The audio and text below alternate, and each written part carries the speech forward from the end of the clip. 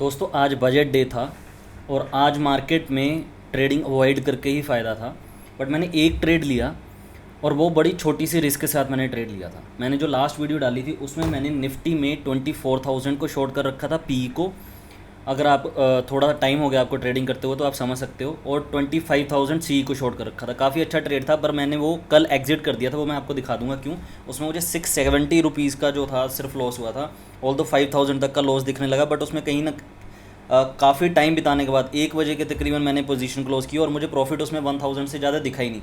तो मैंने कहा फिर इस ट्रेड को रख के कोई फ़ायदा नहीं है। ऑल दो मैंने वो ट्रेड आज तक रखा होता तो उसमें काफ़ी अच्छा प्रॉफिट 20,000 25,000 तक प्रॉफिट दिखता। बट जो रात को इतनी टेंशन रहनी थी, जो कि मुझे सैटरडे संडे भी मुझे वही प्रॉब्लम रही।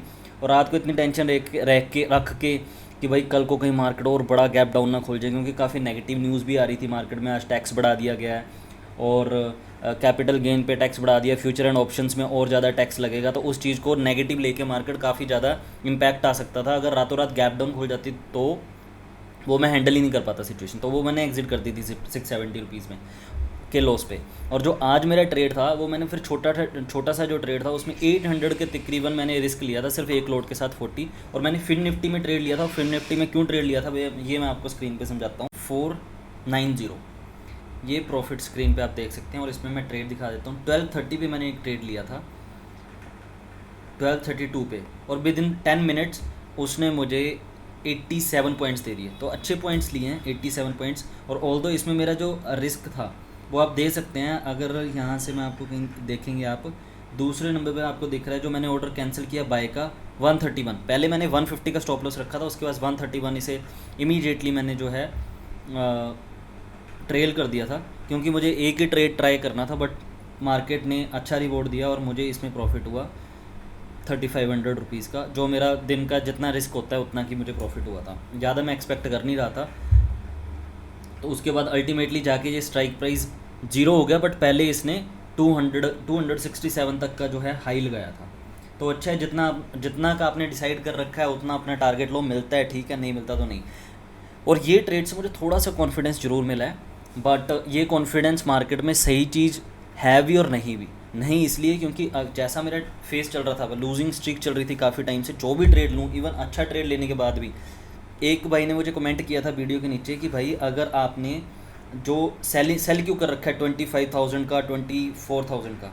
मैंने ज़रूर उसकी टेंशन ले रखी थी, ज़रूर मैंने वो ट्रेड क्लोज कर दिया। उसके रीजंस मैं आपको बता दूंगा। बट मुझे वो भाई कह रहे थे कि आपको बाय रखना चाहिए था ऊपर नीचे। आप जाकर अगर मार्केट देखेंगे निफ्टी आज, ब्रदर मैं आपको रॉन्ग नहीं वो कर रहा, रॉन्ग तो मैं अपने आप को ही कंसिडर कर रहा था उस टाइम पे।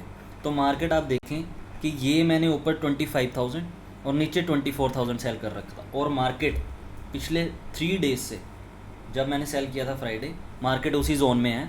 और आप उसका स्ट्राइक प्राइस भी देख लें एक बार। मैं आपको स्ट्राइक प्राइस दिखाता हूँ। उन स्ट्राइक प्राइस अगर मैं उस ट्रेड में होता तो क्या होता, आप यहाँ पे मैं वॉच लिस्ट में डाला है, ये देखिए 24,000 पी और सी दोनों तकरीबन 0 होने के लिए मैंने 145 पे सेल करी थी जो पी थी। आप मेरी लास्ट वीडियो देख सकते हैं। और अच्छी 300 क्वांटिटी थी उसमें। और 25,000 सी मैंने 94 पे सेल करी थी। तो अभी उसमें मुझे तकरीबन 90 पॉइंट, मतलब 18,000 का प्रॉफिट होता है उसमें। बट क्यों वर्थ इट नहीं है, क्योंकि कल मुझे जब मैंने पोजीशन क्लोज करनी थी 4,000 लॉस में मुझे क्लोज करनी पड़ती। और लॉस में क्लोज करनी पड़ती, मैं लॉस को आगे लेके नहीं जा सकता था, क्योंकि वो 4,000 का 40,000 हो जाता तो मेरा बिल्कुल ही मार्केट छूट जाती। ये मेरा लास्ट ही ट्रेड था तकरीबन, क्योंकि मैंने 670 उसमें बुक कर लिया था। इसलिए मैं आज एक छोटी सी 800-900 का रिस्क लेने के लिए वो हो गया। मैं प्रॉफिटेबल नहीं हूँ, मैं फिर से बता दूँगा। मुझे 5th ईयर चल रहा है अभी मेरा, तो ग्रेजुएशन से ज़्यादा टाइम ले चुकी है ट्रेडिंग। देखते हैं अभी बाकी क्या होता है इसमें।